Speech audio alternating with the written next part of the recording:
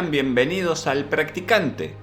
En este episodio de Raíces Peruanas hablaremos de los agitados eventos sociales tras la detención del expresidente Castillo Terrones en diciembre del año 2022, a partir de la relación con los hechos históricos ocurridos en el Alto Perú, dentro del multiculturalismo nacional y la autocracia de actores políticos económicos. Asimismo, veremos la centralización del gobierno nacional sujeto a funcionamientos democráticos aliados y estimulados por el capitalismo.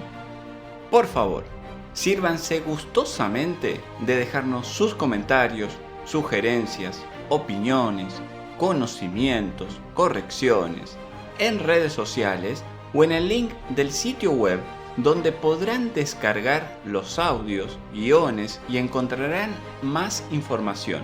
Si les es afable, no olviden suscribirse. Añoramos, disfruten el episodio.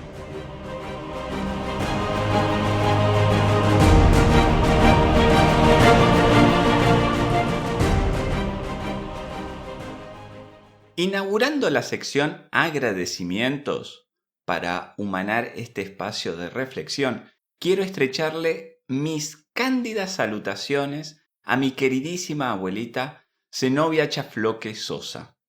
Abuelita, te enviamos todos los que trabajamos aquí un apapacho, un abrazo tan grande como sincero. Muchísimas gracias por darnos fuerzas, por enseñarnos a enfrentar las adversidades, tanto de la salud mental como de la corporal. Te amamos y por favor, acepta este humilde reconocimiento a ti. Ya pronto te estaremos visitando. También les estrecho mi saludo más íntimo y afectivo a cada ser humano que está enfrentando dificultades, sufrimientos, dolores irreparables y a los seres queridos que sobrellevan estas angustiantes situaciones junto a ellos. Muchísimas gracias de corazón por enseñarme a seguir practicando la compasión, el agradecimiento y la sabiduría, que en los avatares mundanos con tanta facilidad se me escurren de la concentración. Copiosas bendiciones a cada uno de ustedes, no importa si no coincidimos en pensar, actuar y hablar. Somos seres humanos y el pensamiento crítico es para que descubramos dónde están la sabiduría y la compasión en el presente. Dicho esto, a lo que nos convoca. En los eventos tras la detención del expresidente Castillo Terrones, una de las regiones más conflictivas en los estallidos sociales acontecidos entre diciembre del año 2022 y los primeros meses del año 2023 fue la región de Puno.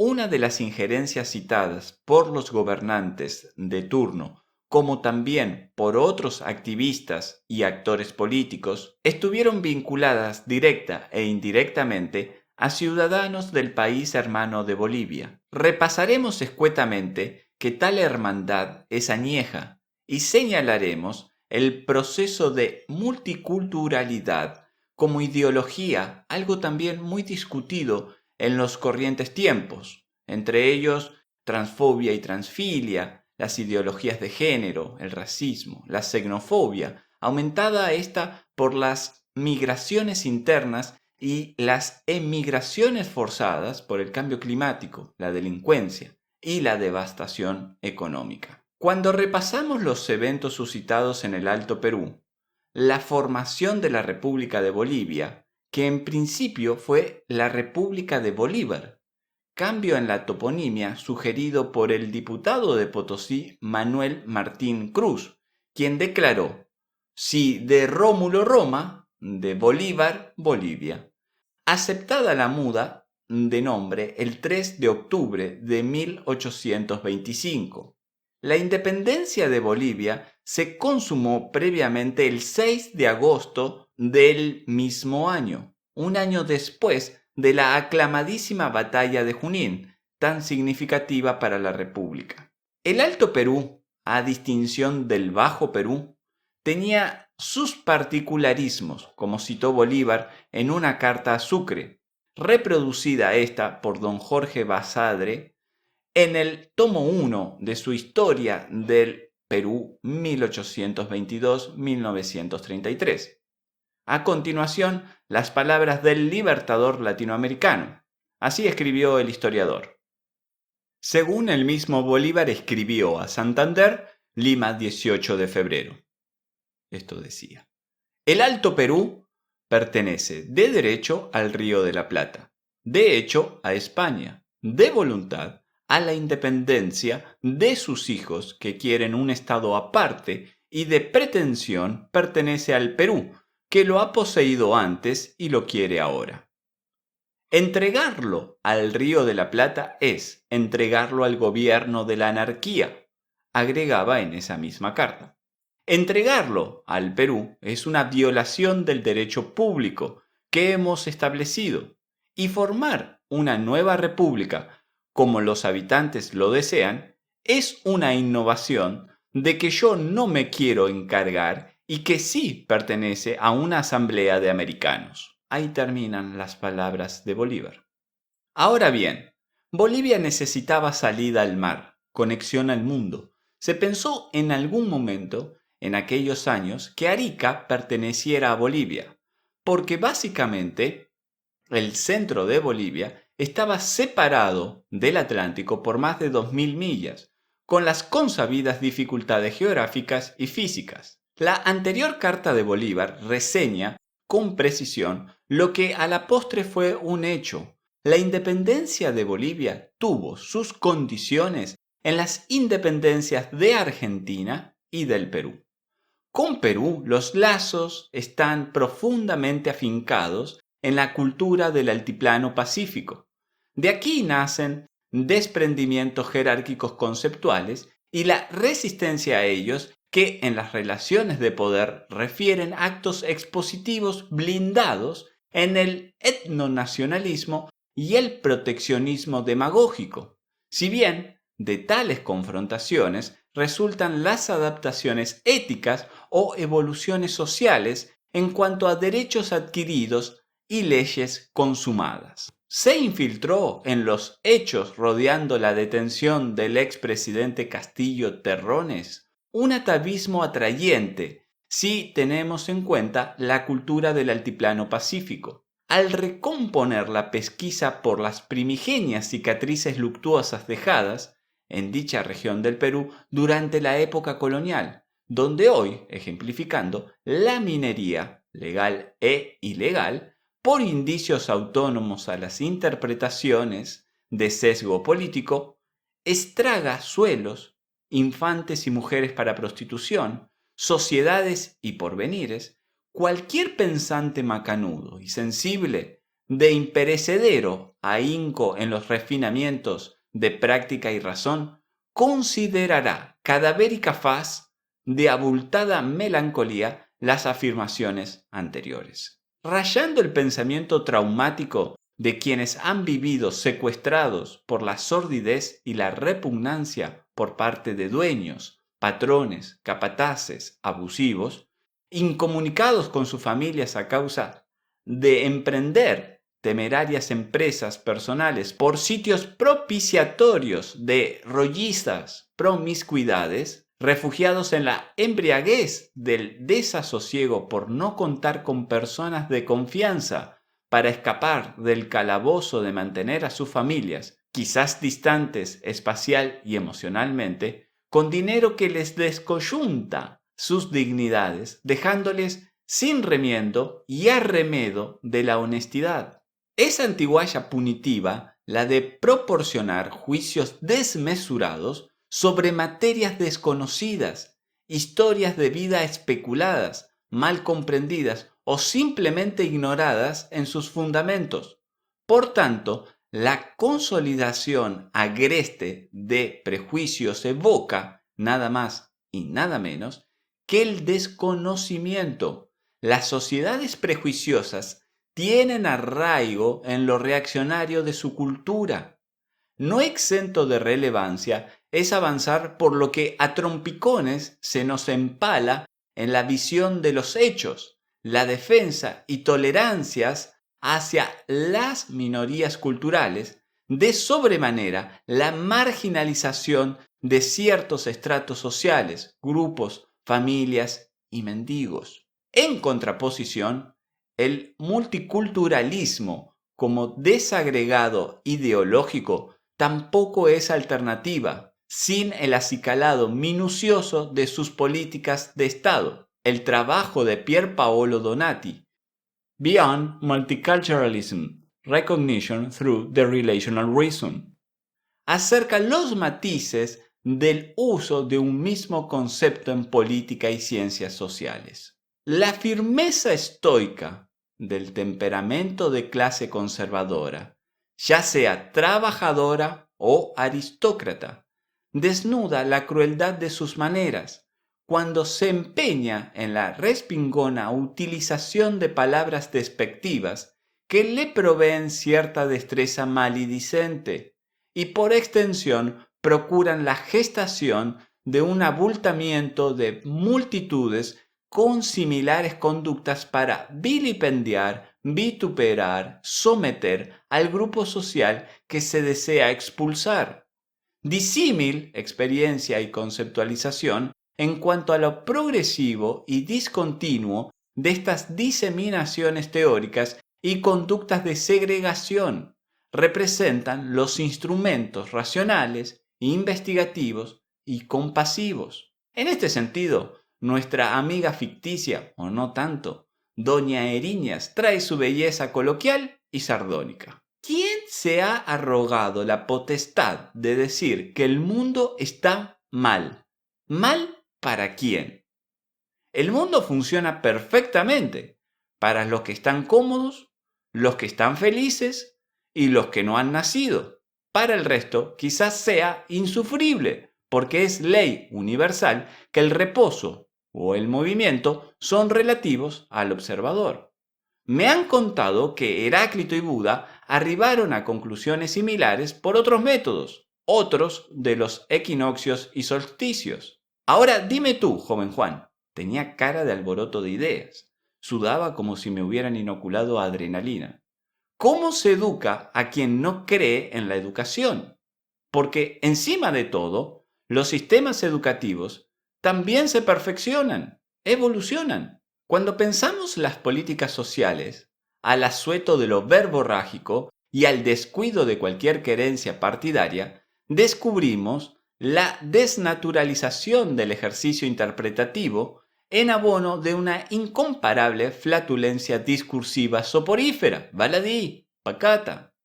La intención del acto de habla, Habermas trató el asunto de la intención en el capítulo 6 del pensamiento postmetafísico, donde estudió la obra de John Searle, Meaning, Communication and Representation. Es la construcción por semejanza de lo pensado. Desafío de la neurociencia saber cómo ocurre, para ejecutarse en arte de replicación sonora, si bien el hablante abdica de reintegrarse al grupo de yerros recurrentes que lo alejen de la felicidad individual, familiar, comunal y social.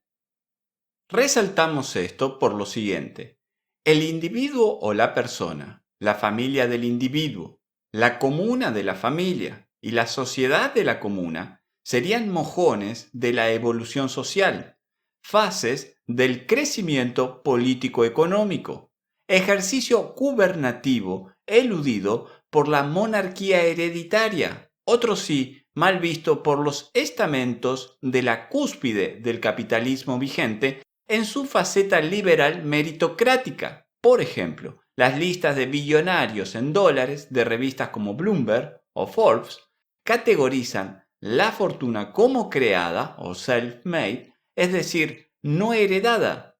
Por lo tanto, se podría cometer el apresuramiento de fijar un análisis superfluo para escudriñar causas y condiciones que generan riquezas estrafalarias en unos, empobrecimientos en otros. La razón de ello es que hay una racionalidad epistémica excluyendo al pensante de cuestionarse la asequibilidad de lo pensado, es decir, se razona mecánicamente aceptando lo obtenido como justo y verdadero, generando lagunas en la senda de la edificación de la República. Los congresos constituyentes del Perú ya trabaron amistad, por estos días es matrimonio, con los intereses mezquinos y apátridas totalmente. Oriundo del conflicto es el cómo la imposición marcial de la violencia hace mandatos sin exigüidad y con contundencia, ahondándose en la característica resaltable e infranqueable a los ojos historiográficos, con la peculiaridad de no contraer enmendación. Así, la no disolución de los sistemas sociales tradicionales se gesta como propiedad de la nación peruana. Lo unitario, o lo que es lo mismo, la no federalización de la República del Perú, conllevó a una extrema centralización. Los trámites online existen en contadas regiones.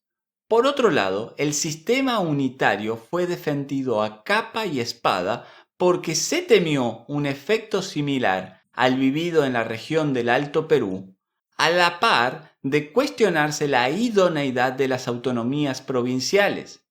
Sin ir más lejos, en las recientes inundaciones en el norte del país, Lambayeque, Piura, Tumbes, en el verano del año 2023, el gobierno nacional no pudo entenderse con los gobiernos provinciales y alcaldías para el envío de millones de soles destinados al saneamiento y prevención de las zonas de anegación, porque aducían un mal gasto de las partidas presupuestarias, o peor aún, la no utilización de los fondos para las causas previstas. La integración del Perú no debe constituirse en aniquilación de particularismos, al contrario, en validación de derechos y deberes. En lógica, como disciplina independiente, y en lógica como fundamento matemático, léase Haskell Curry, Foundations in Mathematical Logic.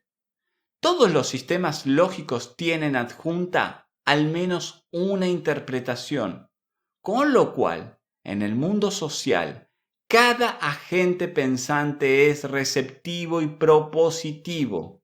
La interacción de los seres humanos forja componentes que superan la intersubjetividad que está, cuando menos, referenciada con algún criterio de racionalidad. Puede leerse al respecto algún libro de la Escuela de Frankfurt, Habermas, Horkheimer, Adorno. En nuestra perspectiva, está vinculada a la hipercomplejidad del campo prescripto, surgido de la hibridación de causas y condiciones a las que se expusieron los pensantes. La secularización cultural no es del todo aconsejable en sociedades que han construido su ecuanimidad y orden basándose en algún fundamento teológico o místico. Por supuesto, es asunto para otro episodio. Es indiscutible la posibilidad tangible y aplicable de variopintas alternativas para abandonar el estadio precario propuesto por el desarrollo liberal económico, predominante en el territorio nacional, con la monótona insistencia dada por algunos grupos de poder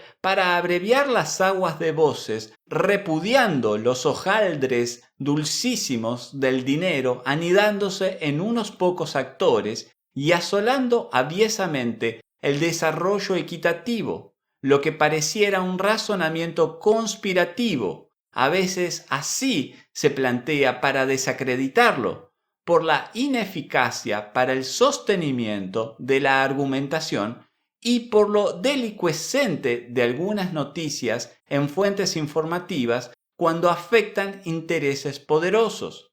El tema en sí amerita un tratamiento especial que tampoco haremos en este momento. En consonancia con lo descripto, Herbert Marcuse en su libro El hombre unidimensional, publicado en el año 1967, escribe: La amenaza de una catástrofe atómica que puede borrar a la raza humana no sirve también para proteger a las mismas fuerzas que perpetúan este peligro. Los esfuerzos para prevenir tal catástrofe encubren la búsqueda de sus causas potenciales en la sociedad industrial contemporánea. Estas causas permanecen sin ser identificadas, expuestas y atacadas por el público, porque retroceden ante la amenaza exterior manifiesta, del oeste para el este y del este para el oeste.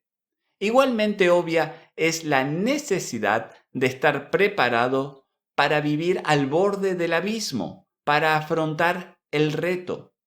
Nos sometemos a la producción pacífica de los medios de destrucción, al perfeccionamiento del despilfarro, al hecho de estar educados para una defensa que deforma a los defensores y a aquello que defienden. Si intentamos relacionar las causas del peligro con la manera en que la sociedad está organizada y organiza a sus miembros, nos vemos obligados a enfrentarnos inmediatamente con el hecho de que la sociedad industrial avanzada es cada vez más rica, grande y mejor conforme perpetúa el peligro. La estructura de defensa hace la vida más fácil para un mayor número de gente y extiende el dominio del hombre sobre la naturaleza. Bajo estas circunstancias, nuestros medios de comunicación de masas tienen pocas dificultades para vender los intereses particulares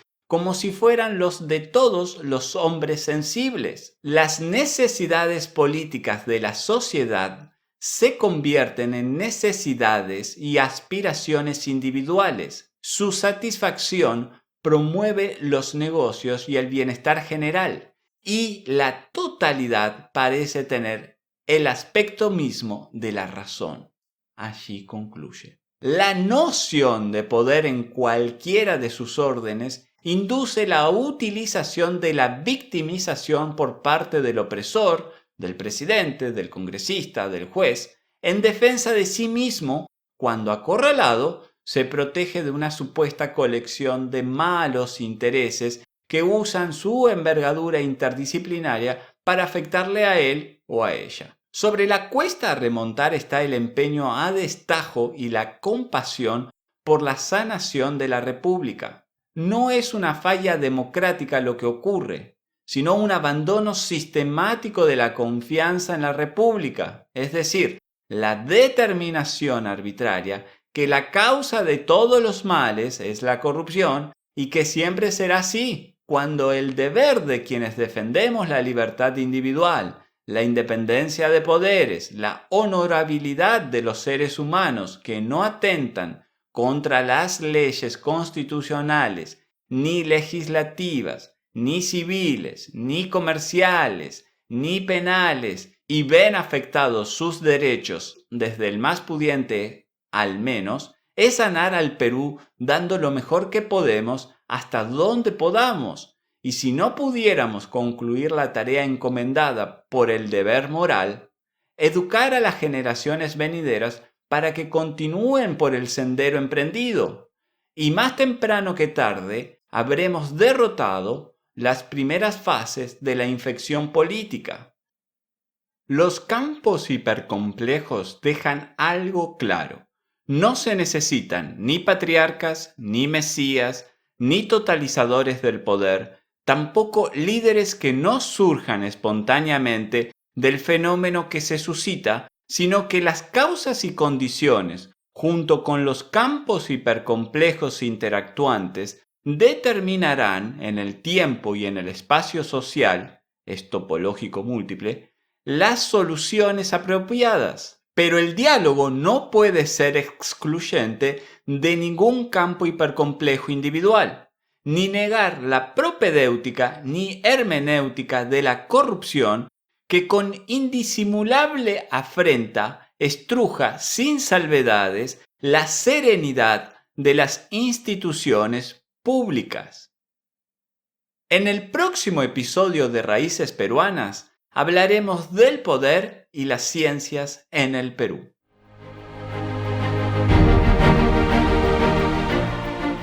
Muchísimas gracias por habernos acompañado. Estuvimos con ustedes en Música Epic Blockbuster 2 de Rafael Crux. En guión y locución, Juan Eduardo Reluz Machicote. En sonido e imagen, Jessica Francesca García. En dirección, Griselida Reluz Chafloque. En producción, Blajoler. Hasta la próxima, cuando las causas y condiciones sean las propicias. Carpe diem.